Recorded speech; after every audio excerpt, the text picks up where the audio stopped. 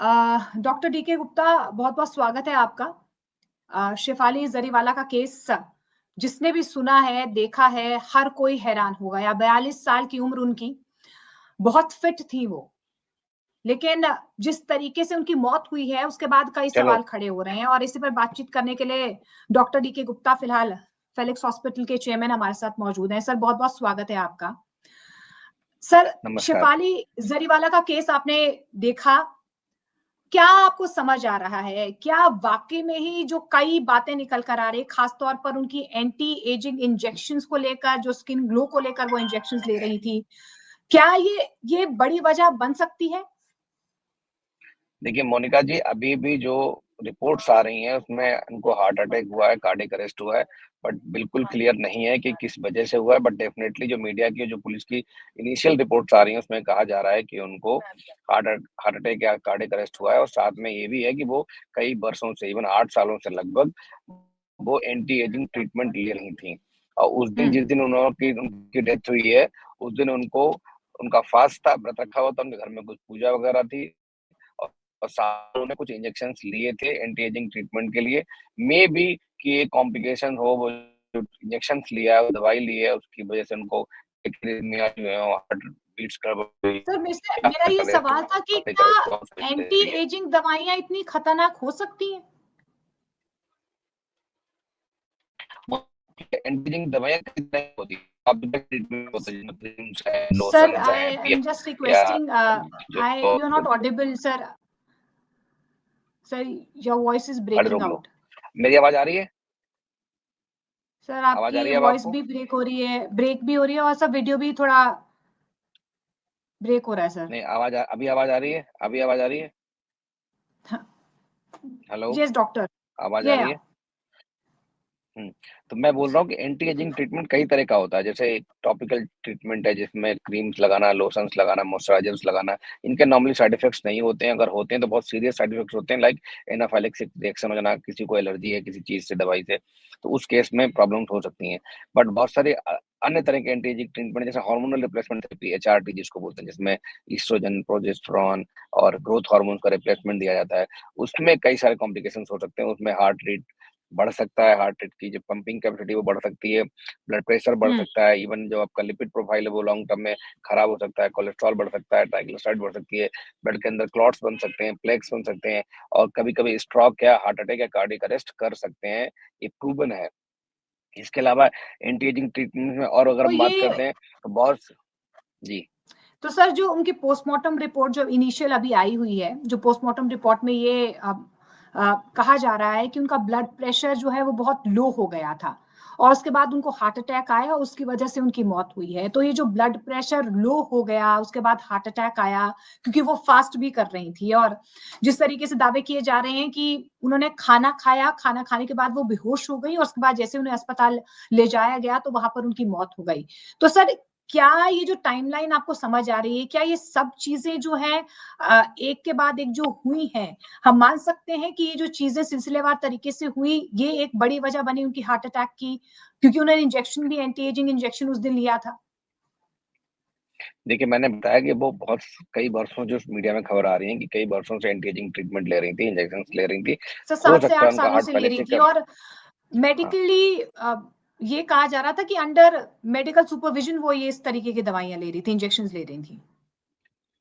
देखिए, medical supervision में ही ले रही होंगी, बट डेफ़िनेटली बहुत सारी दवाइयों के साइड इफ़ेक्ट्स होते हैं और लॉन्ग टर्म साइड इफ़ेक्ट्स भी होते हैं।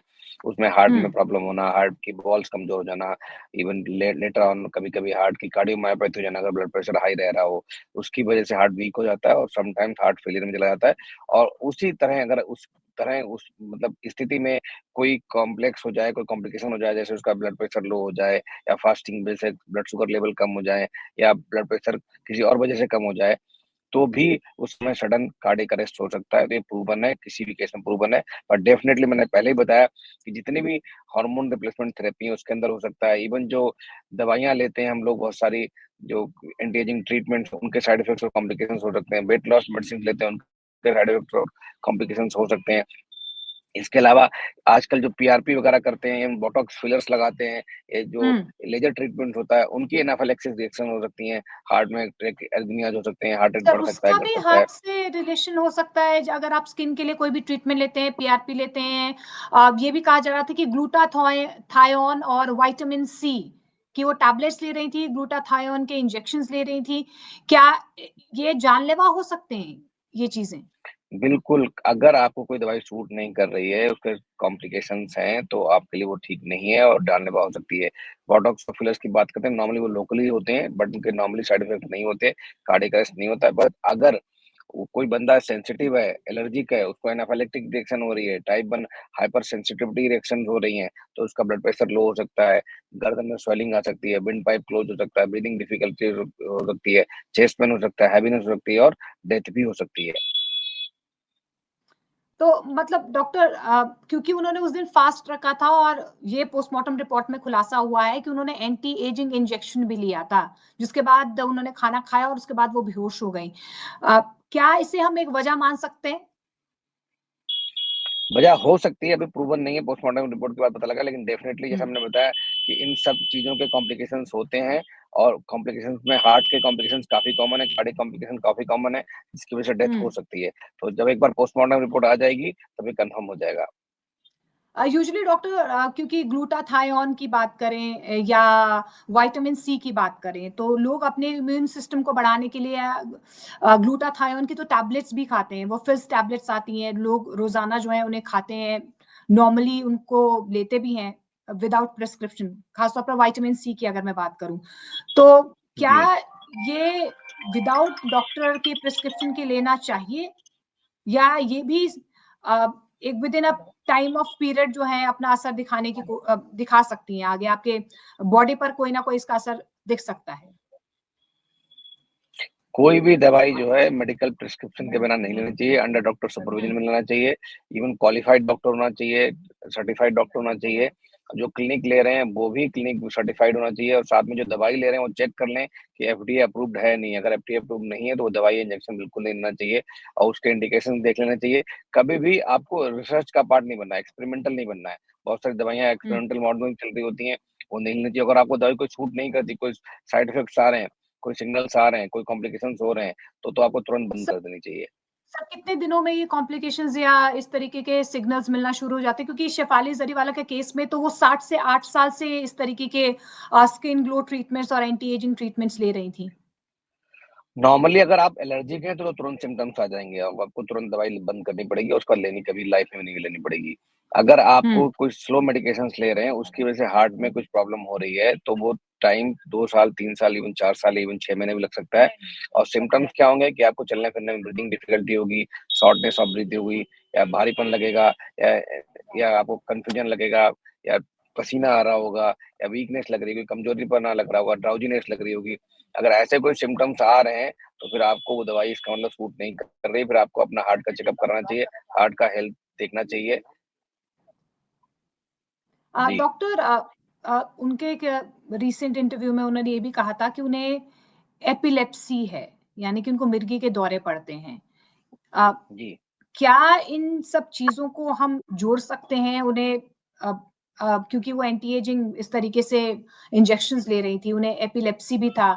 क्या अगर इस तरीके का कोई मरीज़ होता है, जैसे उनके केस में अगर मैं बताऊँ कि वो एपिलेप्सी उन्हें थी, उन्हें इस तरीके की ट्रीटमेंट लेनी चाहिए थी और अगर उन्होंने ली उस तरीके की ट्रीटमेंट तो क्या डॉक्टर्स प्रिस्क्राइब करते हैं कि आप इस तरीके के इंजेक्शंस लीजिए? देखिए, कुछ दवाइयाँ ऐसी होती हैं जो एपिलेप्सी को प्रेसिपिटेट करती हैं, मतलब दौरों को प्रेसिपिटेट भी कर सकती हैं। तो जब भी आप कोई दवाई ले रहे होते हैं, तो अपने न्यूरोलॉजिस्ट से कंसल्ट के बाद ही लेनी चाहिए थी। तो अगर आपको एपिलेप्सी है और एंटी एपिलेप्टिक ड्रग ले रहे हैं, तो उसका एंटी एपिलेप्टिक ड्रग से क्या इंटरेक्शन है, उसकी एफिशिएंसी को कम कर रहा है या बढ़ा रहा है। अगर वो एफिशिएंसी को कम कर रहा होगा, पोटेंसी कम कर रहा होगा, तो सीज़र्स की संभावना बढ़ जाती है, दौरे की संभावना बढ़ जाती है। कभी-कभी कार्डियक कॉम्प्लिकेशंस भी हो सकते हैं। तो ये तो जब डिटेल्ड उनके जो न्यूरोलॉजिस्ट हैं, उनसे डिस्कशन के बाद कि क्या मेडिकेशंस ले रहे थे एंटी एपिलेप्टिक, तभी पता लगेगा। बट डेफिनिटली आपको कोई भी दवाई नॉर्मली भी नहीं लेनी है बिना किसी प्रिस्क्रिप्शन के। अगर आप कोई बीमार पेशेंट हैं या ऑलरेडी किसी बीमारी से ग्रसित हैं, जैसे सीजर डिसऑर्डर है, एपिलेप्टिक डिसऑर्डर है या हार्ट की प्रॉब्लम है, तो आपको डेफिनिटली अपने डॉक्टर से क्लीयरेंस लेने के बाद ही इलाज चालू करना है। लेकिन डॉक्टर डीके गुप्ता, शेफाली जरीवाला के केस में आपको क्या लग रहा है, क्यों उनका ब्लड प्रेशर कम हुआ होगा और उसका क्या सीधा असर उनके हार्ट पे हुआ होगा? क्योंकि वो पूरा दिन फास्ट कर रही थी और उसके बाद उन्होंने इंजेक्शन भी लिया था। जिस तरीके से पोस्टमार्टम रिपोर्ट में जो इनिशियल आई है पीएम रिपोर्ट, उसमें ये सामने आया है कि वो इंजेक्शन लिया था उन्होंने, उनके घर में कोई पूजा थी, उन्होंने फास्ट भी रखा था और उसके बाद खाना खाया। अब क्या आपको वजह निकल कर आ रही है? क्या समझ आ रहा है इसमें, क्यों उनका ब्लड प्रेशर इतना लो हो गया?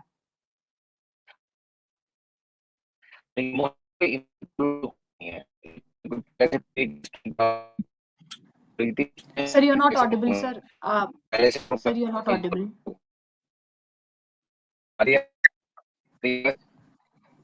नहीं, your video is also not,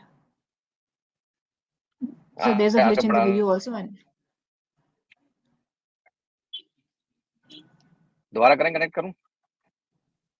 नहीं सर, हाँ आप ठीक है, आप ठीक है सर। हाँ हाँ सर, क्या वजह आपको लग रही है sir, just because she was fasting? क्या गैस या गैस्ट्रो इस तरीके का भी कोई इनिशियली जो सिम्टम हुआ होगा, उससे उनका हार्ट पे कुछ असर हुआ होगा? मतलब अगर मैं नॉर्मल लेमैन लैंग्वेज में जो पोस्टमार्टम रिपोर्ट सामने आई है उसे समझने की कोशिश करूं। तो मैंने कहा देखो, ऐसा नहीं कि इमीडिएट कोई प्रॉब्लम हुई है जिसकी वजह से डेथ हुई है। मोस्ट प्रोबेबली इनको कुछ ओके। प्रॉब्लम ऑलरेडी पहले से चल रही होगी, कोई प्री एग्जिस्टिंग डिजीज चल रही होगी हार्ट की, जिसके सिम्टम्स को, साइंस को या तो इग्नोर कर रही होंगी या उनको पता नहीं होंगे। मोस्ट प्रोबेबली लोग बहुत सारे इग्नोर कर देते हैं कि ब्रीदिंग डिफिकल्टी हो रही है, हल्का सा चेस्ट पेन हो रहा है, भारीपन हो रहा है, घबराहट हो रही है, पसीना आ रहा है, या लिपिड उनका गड़बड़ चल रहा है, या कार्डियक में कोई नॉर्मल फंक्शनिंग होगी, उनका इको का टीएमटी पहले कभी नहीं हुआ तो कुछ एक होंगी जिसकी वजह से पहले उस दिन फास्ट था, उस दिन इंजेक्शन लगवाया, हो सकता है उसका वेंचुराइलेशन हुआ, हाइपोटेंशन हुआ हो और उसकी वजह से उनकी डेथ हुई है। अच्छा आपकी आवाज आ रही है। डॉक्टर, ग्लूटाथायोन और विटामिन सी के बारे में अगर आप बताएं, क्या ये वाकई में खतरनाक है ये ड्रग? क्योंकि अगर स्किन ग्लो के लिए या एंटी एजिंग की जो ट्रीटमेंट होती है, अगर ये प्रोडक्ट यूज करते हैं तो ये क्या खतरनाक होते हैं? नहीं, अगर विटामिन सी की बात करते हैं हम, तो विटामिन सी में कोई ऐसा साइड इफेक्ट मेजर नहीं होते हैं, ठीक है। और साथ में ये भी है कि विटामिन सी जो है नॉर्मली यूरिन के रास्ते बाहर निकल जाती है अगर एक्सेस में लेते हैं। तो विटामिन सी नॉर्मली कोई प्रॉब्लम नहीं क्रिएट करती है, एंटीऑक्सीडेंट्स की तरह काम करती है। ग्लूटाथाइन की बात करते हैं तो ग्लूटाथाइन के साइड इफेक्ट्स हो सकते हैं। क्या क्या साइड इफेक्ट हो सकते हैं उनकी बात करते हैं। नॉर्मली जो है साइड इफेक्ट्स में बात करें तो हार्ट, जो उसके पेट के साइड इफेक्ट ज्यादा होते हैं, जिसमें पेट में पेट दर्द होना, ब्लोटिंग होना, वॉमिटिंग होना, लूज मोशन होना, या इवन कभी कभी क्या करता है लिवर फंक्शंस को भी ये वो डैमेज कर सकता है। हेलो, जी जी मेरी डॉक्टर। आवाज आ रही है आपको? हेलो। हाँ हाँ डॉक्टर। कभी कभी डिफिकल्टी इन ब्रीदिंग कर सकता है, या इवन ब्रोंकियल स्पाज्म भी कर सकता है, मतलब सांस में तकलीफ कर सकता है, तो सडन डेथ भी हो सकती है। तो glutathione can be culprit that can cause sudden death because of difficulty in breathing और ब्रोंकियल स्पाज्म, मतलब जो सांस की नली है वो चोक हो जाती है, इसमें स्पाज्म हो जाता है जिसकी वजह से ऑक्सीजन अंदर नहीं जा पाएगी लंग्स में, और हो सकता है कार्डियक फेलियर, कार्डियक अरेस्ट हो जाए। इसके अलावा कभी कभी एलर्जिक रिएक्शंस भी कर सकता है जो लोग इसमें एलर्जिक हैं, तो इसलिए उन लोगों को जो प्रेग्नेंट लेडीज हैं, ब्रेस्ट फीडिंग लेडीज हैं, या कोई अन्य मेडिकेशन यूज कर रही है जैसे एंटी एपिलेप्टिक ड्रग या कुछ है, या इनको या किसी को ग्लूटाथाइन से एलर्जी है, तो उनको ये दवाई बिल्कुल नहीं लेनी चाहिए। और साथ में ये ध्यान रखें, जिसको भी कोई कोमोबिड कंडीशन है तो वो कोई भी दवाई लेने से पहले अपने डॉक्टर से संपर्क जरूर करें। लेकिन डॉक्टर, अगर मैं, क्योंकि इनिशियली ये कहा गया था कि उन्हें शेफाली जरीवाला को कार्डियक अरेस्ट आया था। अब शेफाली जरीवाला को हम अगर हम देखें तो शी वाज वेरी फिट, वो एक्सरसाइज करती थी, अब डाइट अच्छी लेती थी, तो अचानक से 42 साल की उम्र में कार्डियक अरेस्ट आना, क्या सबसे बड़ी वजह आप मानते हैं? देखिए, कार्डियक अरेस्ट तो अभी पोस्ट कोविड तो बहुत कॉमन हो गया, आपने देखा होगा युवाओं को कार्डियक अरेस्ट हो रहे हैं, बहुत सारे लोग डांस कर रहे हैं, क्रिकेट खेल रहे हैं, इवन एक्सटर्नल एक्सरसाइज कर रहे हैं तो डेथ हो रही है। तो कार्डियक अरेस्ट के अगर हम बात करें कारण की, तो बहुत सारे कारण है, मल्टीपल कारण है इंडिया में या बाहर में, जैसे डायबिटीज है, किसी को हाई ब्लड प्रेशर है, मेंटल स्ट्रेस एक बहुत बड़ा कारण है जिसको हम लोग इग्नोर करते हैं, खास करके जिनका प्रोफेशन था उसमें मेंटल स्ट्रेस एक बड़ा कारण हो सकता है। इसके अलावा कोई ड्रग एब्यूज बहुत इंपॉर्टेंट है, सब्सटेंस एब्यूज बहुत बड़ा कारण है कार्डियक अरेस्ट का, जो अभी तक किसी ने इसको इन्वेस्टिगेट नहीं किया कि कोई ड्रग्स तो नहीं ले रही थी या कोई इस तरह का सब्सटेंस एब्यूज का कोई हिस्ट्री तो नहीं थी। टाइप ए पर्सनालिटी है, ओबेसिटी है, हाइपरटेंशन है, इनकी हिस्ट्री नहीं पता हमें, बट इनको हाँ पता कि एपिलेप्सी थी, तो एक मेंटल डिसऑर्डर तो नहीं, न्यूरोलॉजिकल डिसऑर्डर था उनको ऑलरेडी। साथ में और कौन से डिसऑर्डर्स थे, जब तक वो रिस्क फैक्टर्स के बारे में नहीं पता लगेगा तब तक वो नहीं बता सकते। लेकिन डेफिनेटली कार्डियक अरेस्ट हो सकता है इस एज में भी, अगर साथ में आपने कोई कॉम्प्लिकेशन क्रिएट कर दिया, जैसे आपने ग्लूटाथाइन लिया, कोई इंजेक्शन लिया जिसमें लो ब्लड प्रेशर हो सकता है या हाइपोग्लाइसीमिया हो सकता है फास्टिंग की वजह से, या आपने कोई ऐसी दवाई ली जो हाई ब्लड प्रेशर कम करती है या ब्लड शुगर लेवल कम कर देती है, सडन उसके कॉम्प्लिकेशन हो सकते हैं और डेथ हो सकती है। तो जब तक हम पूरी हिस्ट्री नहीं लेंगे इनकी पेशेंट्स की, इनकी पास्ट मेडिकल हिस्ट्री क्या थी, उस समय सिम्टम्स क्या थे, उस समय मेडिकल हिस्ट्री में क्या दवाइयां दी गई इनको, क्या सिम्टम्स आए, तभी जाके पता लग पाएगा कि एक्चुअल कॉज ऑफ डेथ क्या है। बट अभी जो हम लोग अनुमान लगा रहे हैं कि कार्डियक अरेस्ट हुआ है, डेफिनेटली कार्डियक अरेस्ट हुआ, उसी की वजह से डेथ हुई है, उसकी वजह से लो ब्लड प्रेशर हुआ है, हाइपो उसको वोलेमिया बोलते हैं, हाइपोटेंशन बोलते हैं, that can be because of hypoglycaemia also, या किसी एनाफाइलेक्टिक रिएक्शन से या किसी जो इंजेक्शन लिया उसके साइड इफेक्ट से हो सकता है। डॉक्टर, क्योंकि वो फास्टिंग भी कर रही थी पूरा दिन भर और फास्टिंग के साथ इंजेक्शन लेना, क्या मतलब पोस्टमार्टम रिपोर्ट में तो यही बातें जो है वो सामने आ रही हैं। अ, ये भी एक ट्रिगर पॉइंट हो सकता है? बिल्कुल हो सकता है, फास्टिंग मैंने कहा नहीं हाइपोग्लाइसीमिया क्रिएट कर सकता है, हाइपोग्लाइसीमिया से हाइपोटेंशन हो सकता है और हाइपोटेंशन से शॉक में जा सकता है, इवन डेथ हो सकती है। लेकिन साथ में कुछ प्री एग्जिस्टिंग डिजीज होगी। नॉर्मली फास्टिंग से किसी को हाइपोग्लाइसीमिया नॉर्मली नहीं होता हम लोगों को। अगर कोई प्री हुँ। एग्जिस्टिंग डिजीज है या कोई दवाई ऐसी ले रहे हैं जो ऑलरेडी आपको ब्लड शुगर लो कर देती है, उसके साथ-साथ आपने फास्टिंग करी है और साथ में कोई ऐसा इंजेक्शन ले लिया जिसने थोड़ा-सा वैसोडाइलेशन कर दिया, मतलब हमारी जो आर्टरी या धमनियाँ उनको डायलेट कर दिया, उसकी वजह से हाइपोटेंशन हो गया। तो ये सारी चीजें एग्जैजरेट हो गई और मिलकर इन्होंने कार्डियोजेनिक शॉक या हाइपोटेंशन कर दिया और इसकी वजह से डेथ हुई है। यूजुअली डॉक्टर, क्योंकि जब भी कोई भी सेलिब्रिटी इस तरीके की ट्रीटमेंट्स लेते होंगे, वो अंडर सुपरविजन ही लेते होंगे। और क्योंकि उन्होंने जिस तरीके से, हालाँकि हम लोगों को इसमें आधिकारिक तो नहीं बोलना चाहिए अभी तक, क्योंकि पोस्टमार्टम रिपोर्ट में जो इनिशियल सिम्पटम्स आए हैं, ब्लड प्रेशर लो होना, लेकिन एपिलेप्सी का ज़िक्र उन्होंने खुद किया था एक इंटरव्यू में। अ, डू यू थिंक कि इस तरीके के इंजेक्शंस या बोटॉक्स या फिलर्स या जो भी ट्रीटमेंट, स्किन ट्रीटमेंट्स वो ले रही थी एंटी एजिंग या स्किन ग्लो के लिए, एपिलेप्सी अगर उन्हें थी तो उस स्टेट में उनको इस तरीके के ट्रीटमेंट्स लेने चाहिए थे?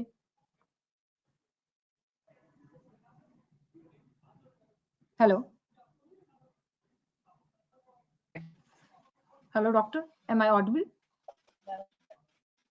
मैं नॉर्मली एपिलेप्सी में जो डर्मा ट्रीटमेंट है वो कॉन्ट्राइंडिकेटेड नहीं होते हैं जब तक कि आपके पास कोई उसका साइड इफेक्ट नहीं है या आपके डॉक्टर ने मना किया है।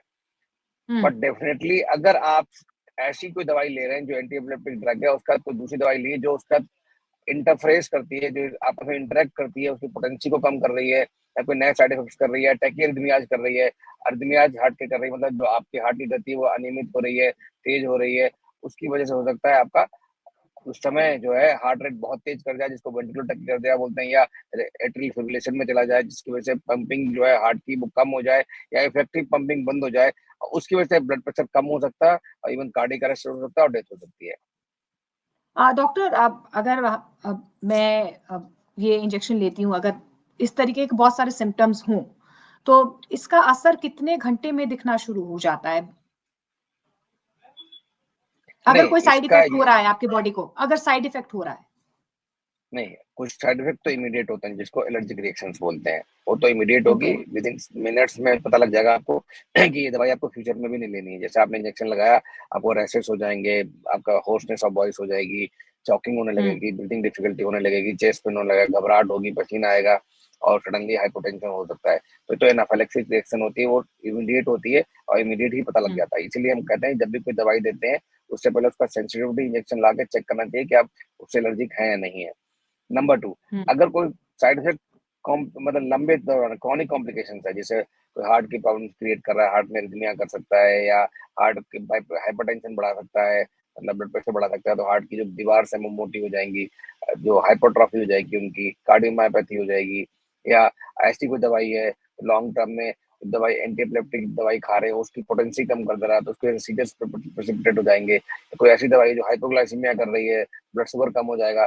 तो डिपेंड करता है। नॉर्मली जो है क्रॉनिक दवाइयाँ हैं, इनके केस में मोस्ट प्रोबेबली ऐसा ही लग रहा है कि लॉन्ग टर्म साइड इफेक्ट रहा होगा, हार्ट ओके। ऑलरेडी पहले से वीक होगा और साथ में उस समय जो हमने दवाइयाँ दी और जो फास्टिंग दी, उसने उस चीज़ को एग्जैजरेट कर दिया और हार्ट उसको स्ट्रेस को बर्दाश्त नहीं कर पाया और सडनली कोलैप्स कर गई और डेथ हो गई है। ओके, तो इनिशियल पोस्टमार्टम रिपोर्ट को देखकर आपको यही लग रहा है जी। कि कोई लॉन्ग टर्म इफेक्ट हो सकता है जो धीरे-धीरे जिसने बॉडी पर असर किया या हार्ट पर असर किया, खास तौर पर जो जी, ट्रीटमेंट्स वो बिल्कुल। ले रही थी। बिल्कुल। डॉक्टर इसके अलावा अगर आजकल हम देख रहे हैं युवाओं में सबसे ज़्यादा हार्ट अटैक, कार्डियक अरेस्ट के जो केसेज़ है बहुत ज़्यादा बढ़ रहे हैं। क्या पोस्ट कोविड या जो कोविड के इंजेक्शंस को लेकर या जो ट्रीटमेंट को लेकर बार-बार ये सवाल खड़े हो रहे हैं, हालाँकि अभी तक किसी चीज़ की कोई पुष्टि नहीं हुई है, बाहर कुछ भी नहीं आया है। क्या this could be a factor also? देखिए, कोविड जो था नॉर्मली हम सब मानते थे प्राइमरीली फेफड़े की बीमारी है, रेस्पिरेटरी सिस्टम की बीमारी है। बट कोविड ने हमारे बॉडी के हर अंगों को कहीं न कहीं प्रभावित किया, इन्फेक्ट किया, अफेक्ट किया था। उसमें हार्ट भी अछूता नहीं था। हार्ट के अंदर उसने कार्डियोमायोपैथी करी, कार्डियोमाय बाडा कायोमा मायोकार्डाइटिस करी, मतलब हार्ट की जो वॉल्व थी उनका इन्फ्लेमेशन किया या हार्ट में कई बार टेकियार्डियमियाज़ भी हुई कुछ लोगों में। तो कहीं न कहीं हार्ट भी हमारा अफेक्ट हुआ है। तो अगर किसी व्यक्ति को कोविड हुआ, चाहे वो एसिम्प्टोमेटिक हुआ है या सिम्प्टोमेटिक हुआ, हुँ। कहीं न कहीं उसके अंग जो प्रभावित तो हुए हैं, तो हार्ट भी प्रभावित हुआ है। इसीलिए पोस्ट कोविड देख रहे हैं हम लोग, हार्ट अटैक की संभावना बढ़ गई है। वो वैक्सीनेशन की वजह से नहीं लेकिन हुआ है और जो हार्ट जो कोविड का इन्फेक्शन हुआ, जो वायरीमिया हुआ, उसमें ब्लड के हुँ। मतलब ब्लड में जाके पूरी बॉडी के सारे अंग, चाहे वो किडनी हो और लिवर हो, ब्रेन हो, हार्ट हो, सबको अफेक्ट किया है। तो इसके लिए हमें अपने डॉक लाइफ़स्टाइल चेंजेस करने चाहिए, फिटनेस पे ध्यान देना चाहिए और जो भी तरीके हैं जो लाइफ़स्टाइल के और इवन हार्ट का हेल्थ चेकअप ज़रूर कराना चाहिए। सो दैट हमें पता लग जाएगा हमारा बेसलाइन हार्ट की हेल्थ कैसी है और हम उसी हिसाब से जो कंजर्वेटिव ट्रीटमेंट लेना है या जो हमें प्रोफाइलेटिव ट्रीटमेंट लेना है, जो प्रिवेंटिव मेजर्स लेने हैं, उसका हम ध्यान रख सकें। जी। अच्छा डॉक्टर, तो शेफाली के केस में आपको क्या नज़र आ रहा है? Because she used to go, मतलब जिमिंग वो करती थी, एक्सरसाइज़ भी वो करती थी, डाइट लेती थी। अब इस केस में आपको क्या लग रहा है, सबसे ज़्यादा ट्रिगर पॉइंट क्या रहा होगा पोस्टमार्टम रिपोर्ट के आधार पर अगर मैं कहूँ? देखिए, मैं फिर बता रहा हूँ आपको कि शेफाली के केस में ऐसा लग रहा है कि शी वाज़ हैविंग कोई प्री एक्जिस्टिंग हार्ट डिज़ीज़ रही होगी उनको ऑलरेडी और उसकी वजह से हार्ट उनका पंपिंग कैपेसिटी हार्ट की बहुत अच्छी नहीं होगी और उस समय कोई ट्रिगरिंग इवेंट रहा होगा जिस दिन उनकी डेथ हुई है कि फास्टिंग था, उसकी वजह से ब्लड शुगर लेवल कम हुआ या कोई इंजेक्शन हुँ। लिया, उसकी वजह से हाइपोटेंशन हुआ, ब्लड प्रेशर कम हुआ है सडनली या कोई एंटी एपिलेप्टिक दवाई मिस कर गई, वो उसकी वजह से उनको हल्का हो सकता है अब्सेंट सीजर पड़ गया। तो ये सारे कंबाइंड होके उन्होंने हार्ट को फेल किया, हार्ट को अरेस्ट किया, उसके उनकी डेथ हुई है। थैंक यू डॉक्टर हमारे साथ जुड़ने के लिए और तफ़सील से बातचीत करने के लिए। शेफाली ज़रीवाला की मौत ने हर किसी को हैरान परेशान कर दिया है, लेकिन पोस्टमार्टम रिपोर्ट में जो बातें सामने आई हैं, उन्हें हमने समझने की कोशिश की है और फेलिक्स हॉस्पिटल से चेयरमैन डॉक्टर डीके गुप्ता हमारे साथ जुड़े थे, जिन्होंने हमें तफ़सील से बताया कि आखिर क्या फैक्टर्स रह सकते हैं, पोस्टमार्टम रिपोर्ट जो शेफाली के सामने आई, उसके क्या मायने और मतलब है। बहुत-बहुत शुक्रिया डॉक्टर हमारे साथ जुड़ने के लिए। Thank you thank so you so much. Much.